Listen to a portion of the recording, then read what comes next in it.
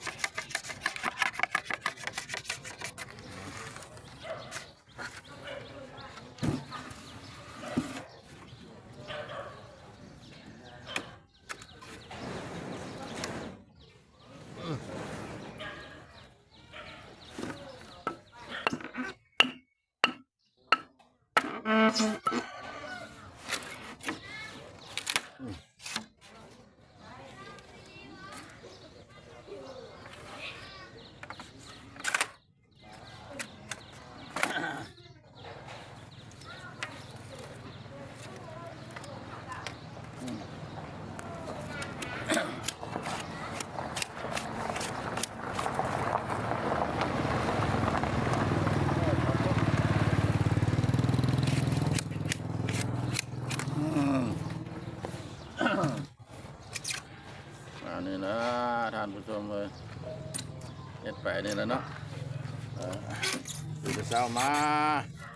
มันบ่มีเวียกเฮ็ดพอได้ตื่นมาเขาก็หดพักหดมือสายมาก็ไปเวียกมันก็บ่ได้ยากได้ช้าไปได้ดอกเนาะบ่ได้ได้เมื่อยไปได้ดอกเฮ็ดไปแล้วมันก็แตกมากออกผลมาแล้วเอาก็ได้สมไส้เนาะได้บริโภคประหยัดเงินประหยัดคำไปน้ำพอซื้อเขาจังซื้อสิ่งที่เขาเฮ็ดได้ก็เฮ็ดไปเนาะอันนี้อยากตำแจ้วกับผักบัวกิ้งนึ่งกับผักบัวกับเดี๋ยวนี้มันกระแพงได้ทานผสมเลยผักหอมป้อมกับผักบัวกับมัดเสียเดียวเต้นเดียวนึง5,000 กีบบุมีได้1,000 กีบ 2,000เดี๋ยวนี้เราบุมีแล้วนี่เถอะ5,000ขึ้นเมื่อ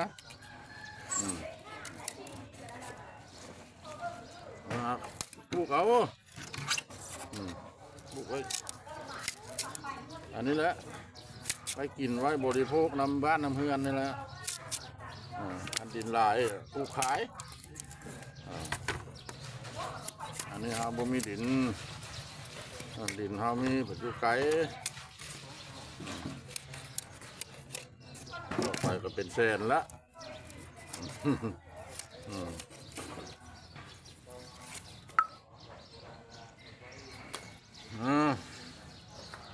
มัดแบบนี้ทานผสมเลยนะมัดข้างวันนั้นนะ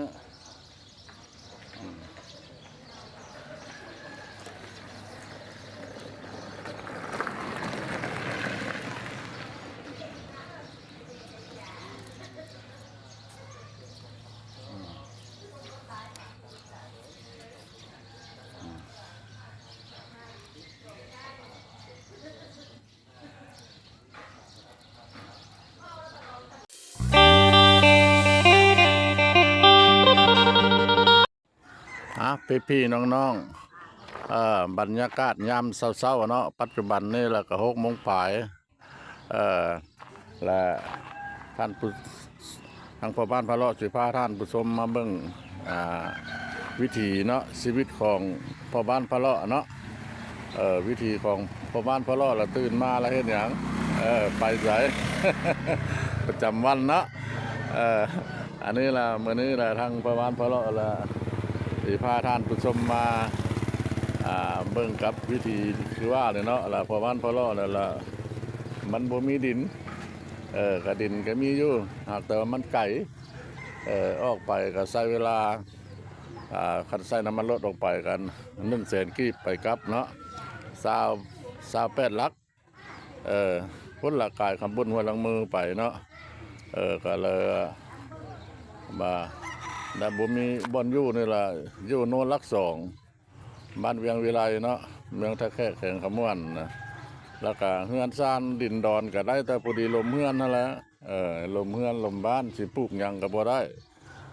อยากเลี้ยงเป็ดเลี้ยงไก่ก็เลี้ยงบ่ได้ เพราะว่าดินหอมกับมันกะซุมซนก็แม่นเนาะมันหลังเฮือนที่คันเฮาเลี้ยงบ่มีดินก็มันกะไปรบกวนผู้อื่นเนาะมีกินสาบกินเหม็นอาจารย์ด้านละเลยก็เลยไปเอาโพมนี่เนาะเอาโพมมันนี่ละโพมมันนี่ละสิมาปลูกเด้อเนี่ยอันนี้ละปลูกเมื่อวานนี้เนาะวันที่8มักเล่น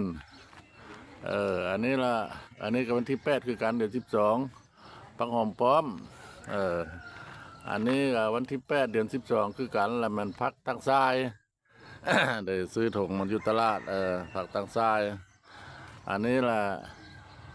วันที่8คือกันเนาะอันมีสิปลูกมักแตงปลูกเบิ่งละบางเทื่อพอได้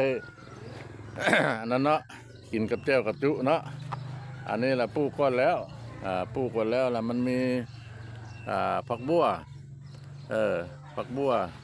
แล้วก็ผักเสริมเนาะตัวนี้ปลูกไม้มันนักท่านผู้ชมเลยเฮาก็เอาพุ่นขี้ไก่เนาะขี้ไก่ขี้หมูบ่ได้ใส่ปุ๋ยเคมีแต่มาเบิ่งแล้วละปลายพักนะปลายผักบัวนะมันสิเป็นอย่างนะขอถามท่านผู้ชมทั้งหลายเนาะผู้เคยเฮ็ดเป็นน้ำบ่หรือว่าเป็นน้ำยาหดน้ำบ่หรือว่ามันบ่พอพุ่นบ่หรือมันโพดพุ่นมันโพดพุ่นบ่หรือบ่พอพุ่นปลายมันแล้วมันเป็นแบบนี้ปลายมันโดกเป็นสีขาวๆเนาะนี่เนี่ยแล้วมันบ่พอพุ่นบ่หรือว่ามันโพดพุ่นบ่หรือมันเป็นน้ำเพราะว่าทางพ่อบ้านพ่อเลาะเราได้เอาน้ำประปาเด้อฮดเด้อได้เอาน้ำประปาเลยอันนี้แหละมันของหัวเชียงไข่กระลายกออยู่แล้วก็กอค่าเพื่อว่าเราจำเป็นเนาะเราจำเป็นใช้หัวค่าเป็นต้นรับเท่าเนาะรับเท่านี่เราก็ขุดเอาค่าแล้วมาซอยหัวเชียงไข่ก็ใส่ต้มใส่ต้มต้มปูต้มปลาต้มอย่างต่างๆอะไรผักบัวเราก็ตามแจ้วเนาะหรือว่าเฮ็ดอย่างต่างๆแล้วเราก็มาเอาอยู่นี่ละบ่มีดินมีดอนแล้วก็เลยปลูกตามข้างเส้นทางเด้ออันนี้มันเป็นดินโรงเรียนนี่ล่ะเนี่ยเป็นดินโรงเรียนเฮากับบ่ได้ไปปลูกแล้วดินโรงเรียนเนาะเด็กๆน้อยเขาเตะโตเตะบานอยู่เอาก็มาปลูกอยู่ข้างหัวพี่ข้างหัวแล้วก็ติดกับทางก็กว้างอยู่แต่รถกับบ่ได้แล่นมาวัดพี่ดอกก็เลยปะดินปะว่างละก็เลยคิดอยากปลูกอันนี้แล้วเนาะปลูก พอดีได้แก้ไขครอบครัว แก้ไขครอบครัวพอบ่ได้ซื้อได้แล้วเด้โพมนึงก็ยังสิต่อไปอีกอยู่2 อันยังสิปลูกอันนั้นเนาะยังสิปลูกผักชีกับอย่างผักอีตู้เนาะเอาไว้ใช้อันนั้นแกงหน่อไม้ผักสะงอกสะแงงมันละปลูก ใครกว่าน้อยก็แล่นลงตลาดหลายก็แล่นลงตลาดเนาะเงินคำเฮาก็บ่หลายมาเบิ่งเอาเด้อพ่อบ้านพ่อเลาะตื่นมาแล้วบ่ได้เฮ็ดไปจังก็คอกแคกๆนี่นะหัวน้ำแค่นี่ล่ะนะอันนี้นะสิจักไม้เนาะสิผ้าไม้อันนี้ผ้าไม้อันนี้เราเฮ็ดไม้นั่นมุ้งมาละสิเอาแพร่ผ้ากันกันแสงนั่นล่ะเนาะมามุ้งก่อน มามุงก่อนมามุงแล้วล่ะมามุงแล้วล่ะจังสิมันแตกงอกแล้วจังสิเอาเข้าไปเลย เออ นอนล่มก็มุ่ง เออ ใช่